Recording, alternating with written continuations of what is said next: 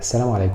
حاجة محيرة بتقابل ناس كتير، يشتري لابتوب ولا كمبيوتر؟ وعلشان اقدر اقولك تشتري لابتوب او كمبيوتر لازم نخلي الموضوع عبارة عن مقارنة. يعني تعال نقارن بين اللابتوب والبي سي من ناحية كفاءة التشغيل. هتلاقي ان اللابتوب بيبقى اقل من الكمبيوتر في كفاءة التشغيل. يعني لو بتقارن لاب وكمبيوتر الاتنين نفس المواصفات، طبيعي انك تلاقي معيارات بناء كارت الشاشة الموجود في الكمبيوتر بتختلف عن اللابتوب. لو قارنا برضو من ناحية سهولة التحكم والتحرك، هتلاقي ان اللابتوب بيبقى مميز معاك انك تقدر تتحرك بيه من مكان لمكان، عكس الكمبيوتر اللي ما ينفعش تتحرك بيه. وان اغلب الناس اللي بتستخدم اللابتوب بيحسوا بسهوله في التحكم اكتر من البي سي. لو جينا نقارن من ناحيه السعر، في الغالب هتلاقي ان البي سي بيكون اقل في التكلفه عن اللابتوب.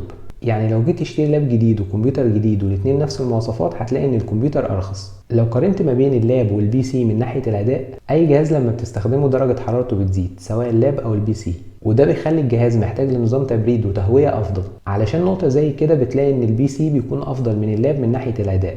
برضه عايزين نقارن من ناحية سهولة التحديث. في اللابتوب مش هتعرف تغير او تعدل فيه حاجة غير الرامات او الهارد، لكن الكمبيوتر تقدر تعدل وتحدث فيه، واغلب القطع اللي موجودة فيه بتبقى فيه قابلية انها تتحدث. ودي حاجة كويسة علشان لو اي قطعة في الكمبيوتر باظت تقدر تغيرها. خليني برضه اقولك ان جهاز الكمبيوتر مش هيتأثر معاك بالخبطات زي اللابتوب. طبعا في ناس هتقول ان الكمبيوتر احسن وافضل، وناس تانية هتميل لللابتوب من ناحية انه عملي وتقدر تتحرك بيه في اي مكان.